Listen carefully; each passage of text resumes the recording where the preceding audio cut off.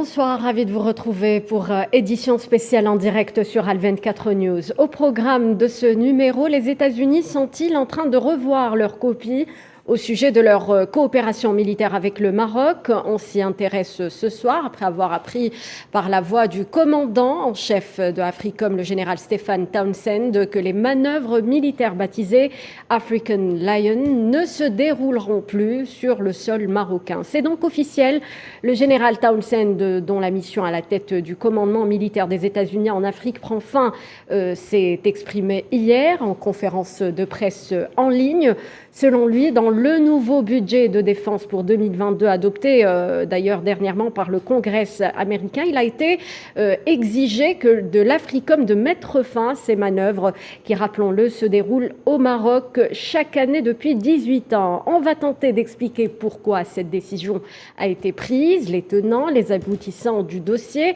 Rappelons que cette année, ces exercices militaires se sont déroulés en présence d'Israël antitésioniste comme étant observateur des opérations.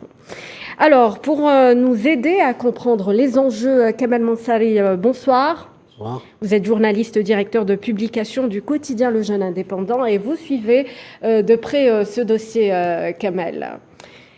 Et Sarid Al-Ayachi est également notre invité. Bonsoir, monsieur Al-Ayachi. Vous êtes président du comité algérien de soutien avec le peuple sahraoui. Donc, je le disais, l'information a été largement relayée. Aujourd'hui, l'African Lion, l'un des plus importants exercices militaires conjoints dirigés par les États-Unis, ne se déroulera pas sur le Maroc. Comment une telle décision a-t-elle pu être prise, Kamel Mansari ?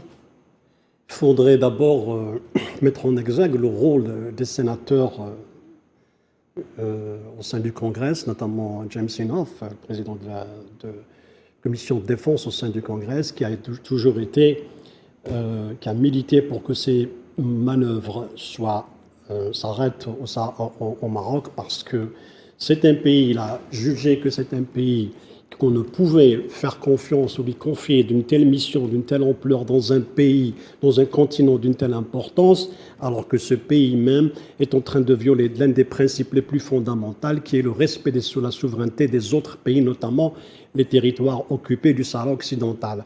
Donc ça posait un problème éthique pour le Congrès, un problème moral pour le commandement militaire américain. Cette pression-là a duré depuis plusieurs années.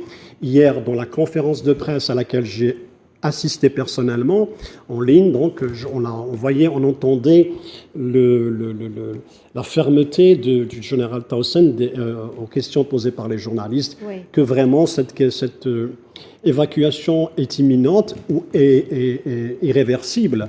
Certes, probablement, les États-Unis qui possèdent, enfin le Pentagone et l'AFRICOM qui possèdent un pôle militaire au Maroc, vont essayer de garder quelques modules, quelques unités, mais les manœuvres telles qu'elles se sont déroulées jusqu'à aujourd'hui ne se dérouleront plus au Maroc, vu que le Congrès a décidé à voter le budget pour l'année fiscale 2022 et quand dans ce budget, il est mis clairement notifié que l'argent du contribuable américain n'ira pas dans une opération qui met déjà en péril la stabilité de la région et en même temps exacerbe la tension entre deux pays voisins qui sont l'Algérie et le Maroc.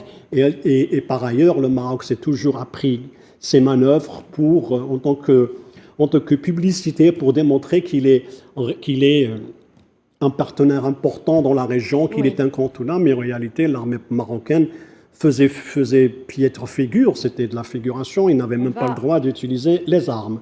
Donc, toutes ces pressions-là, et la montée y compris la diplomatie algérienne a joué un rôle, donc le fait que d'avoir tout le temps dénoncé ce fait, on est en train de faire des manœuvres dans deux pays qui sont sous tension, donc le danger pour la région est important, et compris et ça mettait aussi en péril les intérêts américains dans la région. Il est vrai que l'Algérie voyait d'un mauvais œil ces manœuvres qui se déroulaient à ses frontières. Monsieur Ayachi, on l'a vu derrière ou en toile de fond de cette décision, il y a le Sahara occidental Et à travers donc ces efforts entrepris par le sénateur américain James Inhofe. Alors, vous parlez d'une éminente personnalité du Congrès américain. James Inhofe a été, je crois qu'il n'est plus, mais reste un puissant sénateur au sein du Congrès américain. Il a été pendant longtemps, pendant de longues années,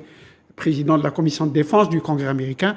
Et surtout, il fait partie de ce groupe de sénateurs, ils sont nombreux, le caucus, qui militent pour l'autodétermination au Sahara occidental. D'ailleurs, un autre fait s'est déroulé concomitamment à cette décision, c'est que des sénateurs ont adressé une lettre à Joe Biden à ce sujet. Oui. James Inhofe, qui, en tant que président de la commission, connaissait les dessous de l'occupation marocaine au Sahara occidental, et il militait, comme je viens de le dire, pour le droit international et l'autodétermination du peuple sahraoui, et a réussi à convaincre les chefs du Pentagone de ne plus donner au Maroc cette possibilité de vouloir dire, voyez, regardez, les manœuvres se déroulent au Maroc, donc les États-Unis, d'une certaine façon, reconnaissent la souveraineté du Maroc sur le Sahara occidental, et par conséquent, il y a gain pour le Maroc sur le plan du dossier du Sahara occidental. Évidemment, cela est un abus de langage de la part du Maroc. C'est d'ailleurs une sorte de manœuvre dilatoire, le Maroc, dans la diplomatie internationale.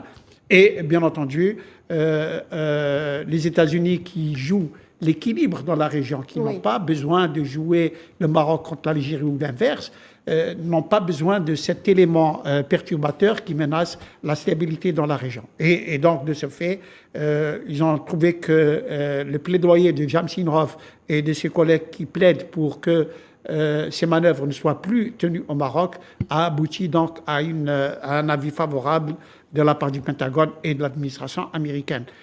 Il faut relever qu'en même temps, cette décision est une autre victoire du peuple sahraoui, puisque cela démontre en même temps que la voix du peuple sahraoui et les justes revendications du peuple sahraoui ont des supporters, ont des alliés au sein même du Congrès américain. Et c'est une autre défaite diplomatique pour le Maroc et une victoire pour l'Algérie qui plaide pour la stabilité dans la région. Alors, Kamal Mensari, moi j'aimerais justement, Saïd El-Ayasha, parler d'une victoire pour le peuple sahraoui. C'est aussi un revers pour le Maroc. Comment le fait que ces exercices soient retirés du Maroc, quel pourrait être l'impact? Comment expliquer concrètement qu'il s'agit d'un revers? Il s'agit d'un revers parce que le Marzen, ou le gouvernement marocain, s'est toujours enorgueilli d'avoir ces manœuvres sur ces terres. L'Othmani, l'ancien Premier ministre, a toujours fait en sorte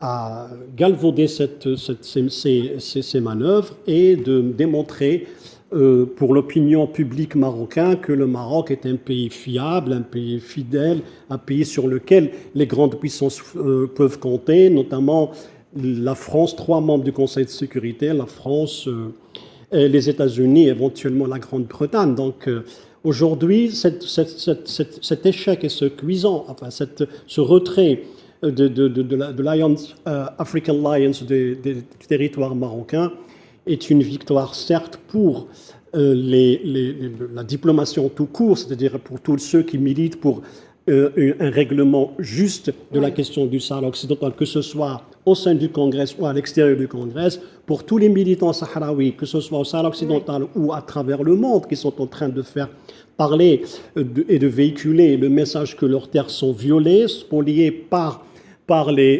l'occupant marocain, et en même temps le retrait de ces manœuvres est un signal aussi adressé à l'Union européenne qui n'arrêtait pas de violer le sous-sol et les richesses du Sahara occidental.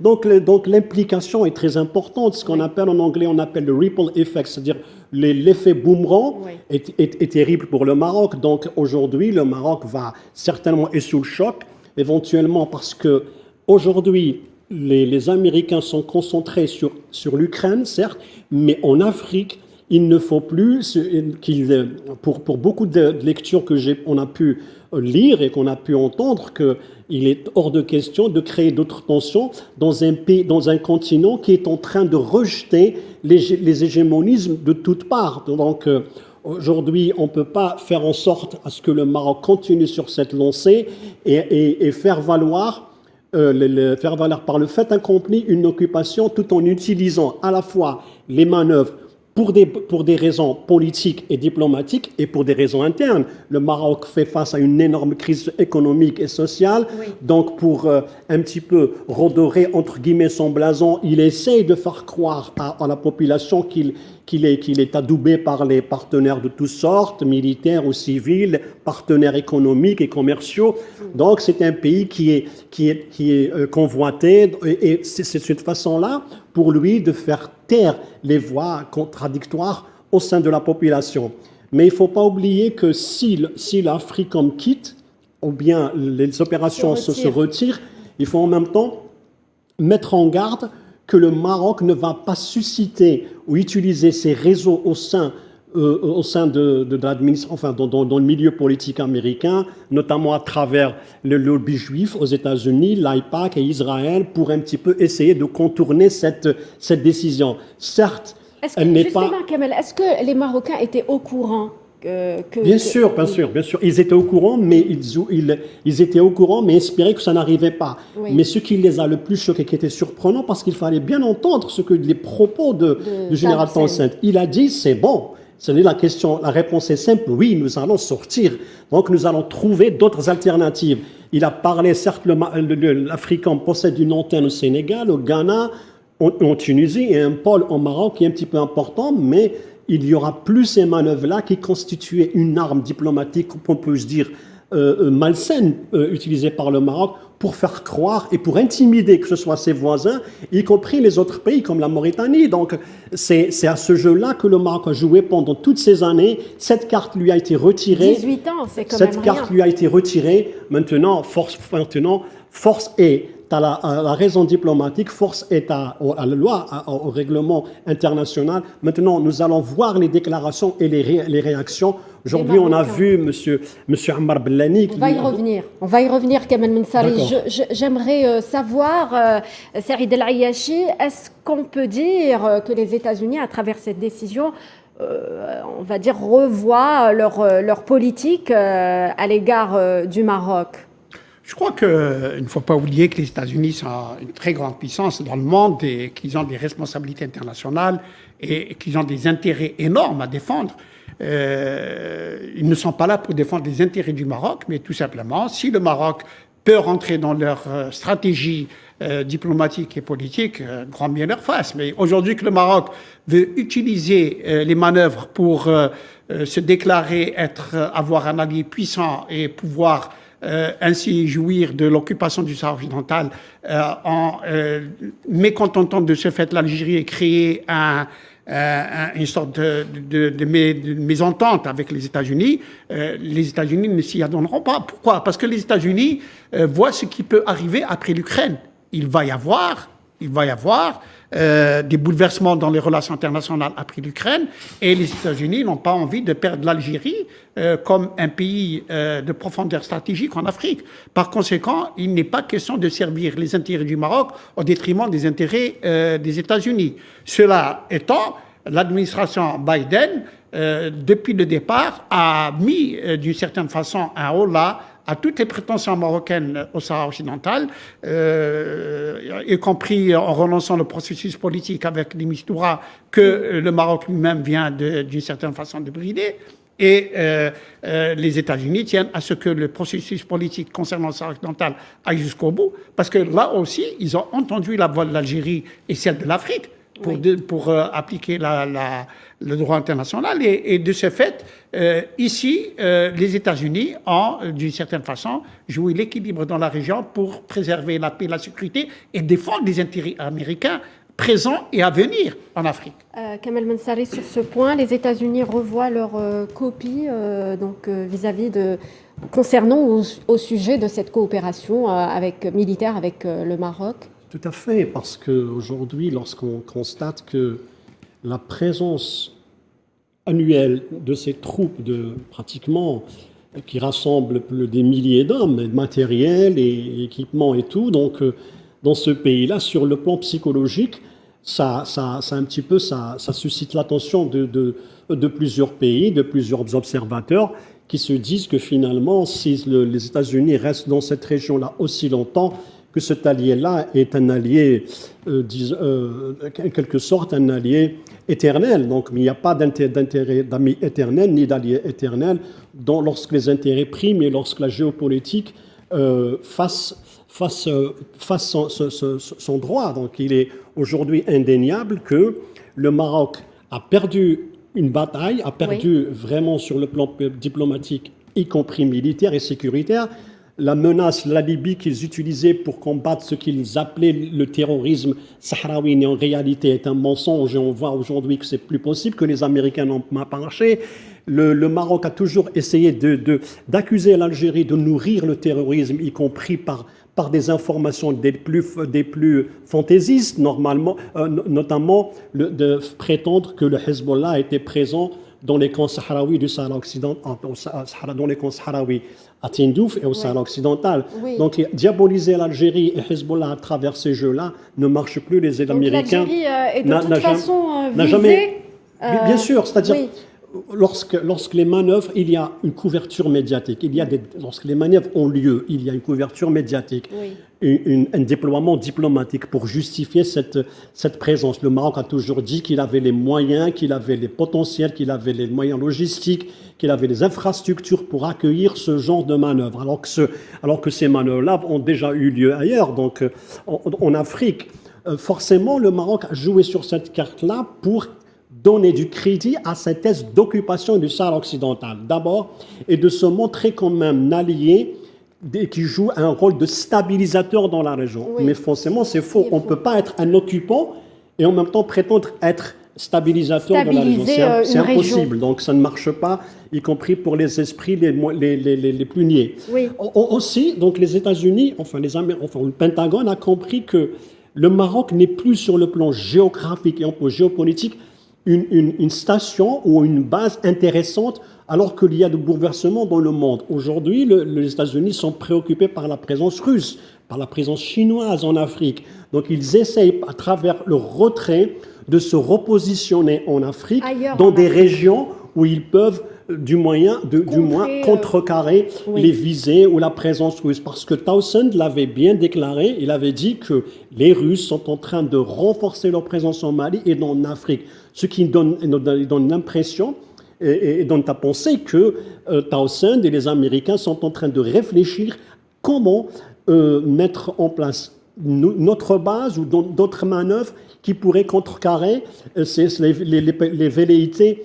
russes et chinoises, alors que le Maroc est très loin sur le plan géographique. Certes, juste pour terminer, les États-Unis ont 5 bases militaires en Niger, les Français 4 bases militaires, et l'Allemagne une seule qui est une base humanitaire. Donc probablement c'est sur cette région-là que se jouera l'avenir de ces exercices en Afrique. Alors il faut dire que ces manœuvres militaires se déroulent aux frontières de l'Algérie. La dernière opération, la 18e édition, a été donc supervisée par les États-Unis en présence d'Israël, l'entité sioniste qui était donc observateur des opérations. Monsieur donc Ayachi, sur cette présence d'Israël, le fait que les États-Unis se retirent et qu'Israël reste, qu'est-ce qu'on peut dire sur ce point?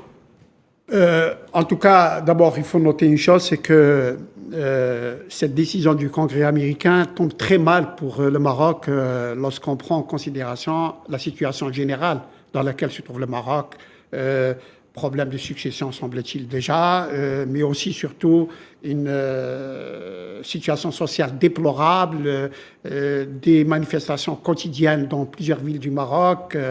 Bref, la situation n'est pas, j'allais dire, des plus bonnes pour le gouvernement marocain et le Marsen. Oui. Mais évidemment, le Maroc croyait, après avoir véhiculer le message que les manœuvres, d'une certaine façon, renforcent la position du Maroc quant à son occupation du Sahara occidental.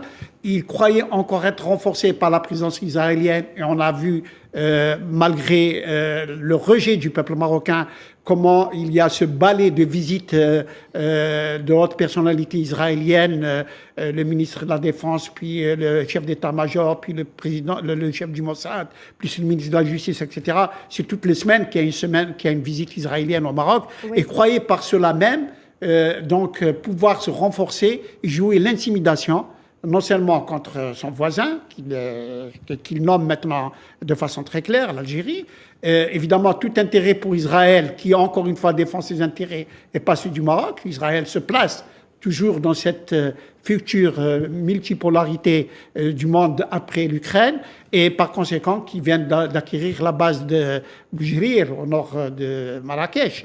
Les Israéliens s'installent et évidemment le Maroc croyait avoir et les États-Unis et Israël. Il n'aura qu'Israël et encore avec une liberté de manœuvre très limitée, étant donné que Israël n'est pas celui qui décidera de la bonne marche des affaires du monde, mais ce sont les grandes puissances qui les décideront. Encore qu'il faudra souligner que ce qui va se passer après l'Ukraine se passera surtout entre les grandes puissances que sont la Russie, la Chine et les États-Unis, plus les BRICS, bien entendu. La menace israélienne, Kamal Mansari, elle est bel et bien réelle pour l'Algérie. Bien sûr, après, oui. Surtout après la signature de l'accord militaire entre les deux pays signé lors de la visite de Benny Gantz au Maroc. C'était la première dans les annales de relations entre les deux pays. Cet accord-là prévoyait qu'il y ait de nombreux accords parallèles au sujet de l'armement, les livraisons d'armes. Il ne faut pas oublier que les drones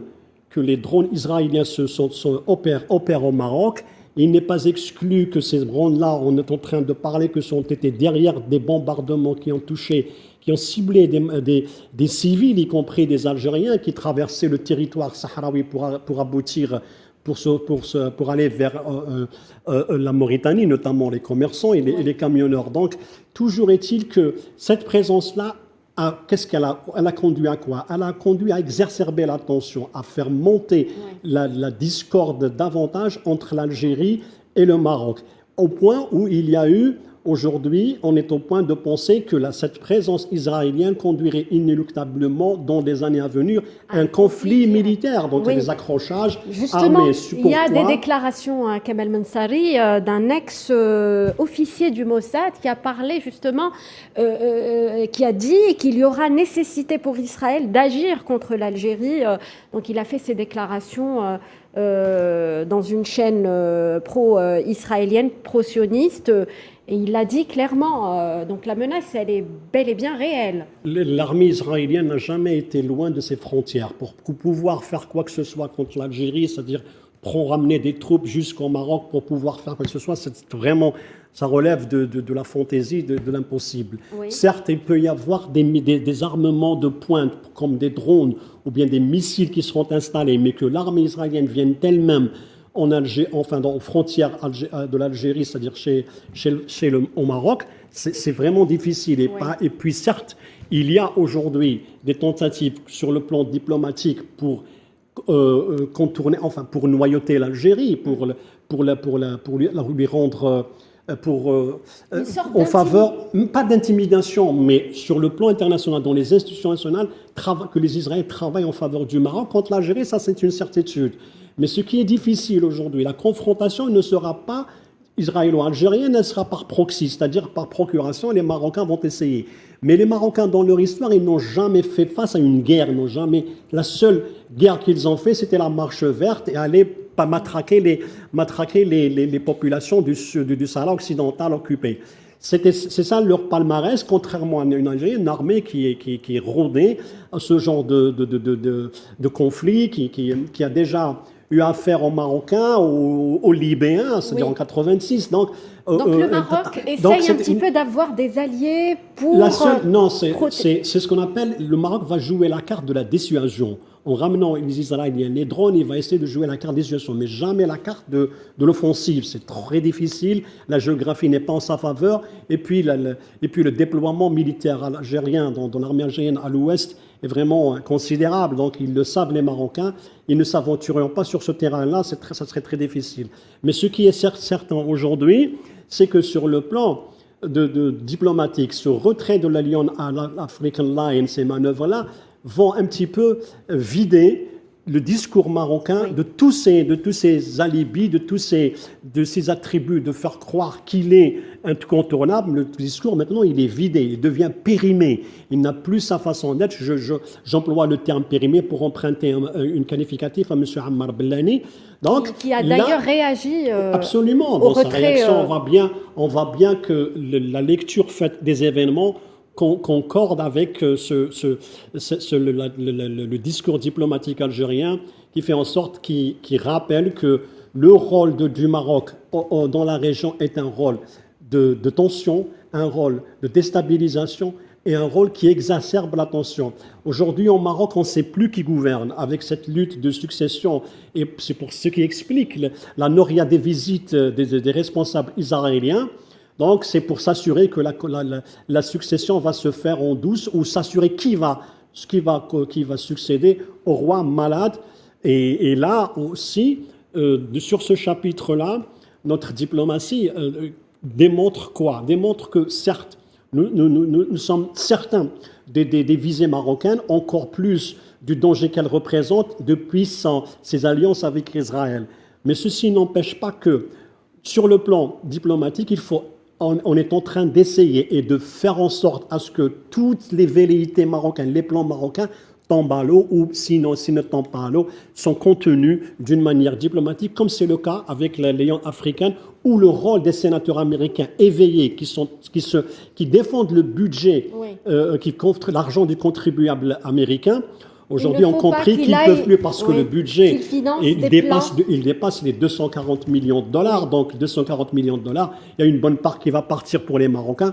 Mais toujours est-il que maintenant, on ne peut pas donner de l'argent à un État qui met en péril les intérêts des États-Unis et en même temps qui déstabilise la région. Donc, les Américains ont compris cette réalité. Face au plan déstabilisateur du Maroc, il y a la diplomatie algérienne. Et elle est très importante, Saïd El Ayachi, actuellement, dans le contexte actuel. Bien sûr, parce que notre diplomatie très active au demeurant et qui a enregistré d'intéressants succès sur le plan international, sur le plan africain, sur le plan régional, dans le monde arabe d'ailleurs, parce que le discours diplomatique algérien est argumenté par des faits qui sont vérifiés, documentés. Et par conséquent, le Maroc, aujourd'hui, développe toujours le même discours qui est fait d'amalgame, de mensonges, de confusion, qui désigne l'Algérie comme étant un pays hostile, alors que c'est le contraire. L'Algérie n'a jamais eu un acte hostile envers le Maroc, c'est bien l'inverse. Et là, j'arriverai à ce que je pense que, en ce qui concerne un futur probable dans la région, c'est qu'il y a un pays qui s'appelle Israël qui a intérêt à ce que l'Algérie soit entraînée dans un conflit et qui, par conséquent, peut le déclencher par procuration, par l'intermédiaire non pas du gouvernement marocain, qui n'aura pas le courage de le faire, mais par l'intermédiaire de n'importe quel général marocain qui peut se noyer et qui peut tirer un missile qui doit obligatoirement appeler une riposte, ou alors, justement, parce que la situation peut se compliquer davantage à l'intérieur du Maroc et que les manifestations peuvent arriver à un point qui peut menacer la monarchie elle-même. Oui. Et à ce moment-là, le gouvernement marocain sera amené à déclencher un conflit pour jouer le rôle de leur, c'est-à-dire pour attirer l'attention du peuple marocain sur un danger aux frontières. Je dirais que je suis de ceux qui pensent que ce conflit, même s'il sera déclenché, ne sera pas long.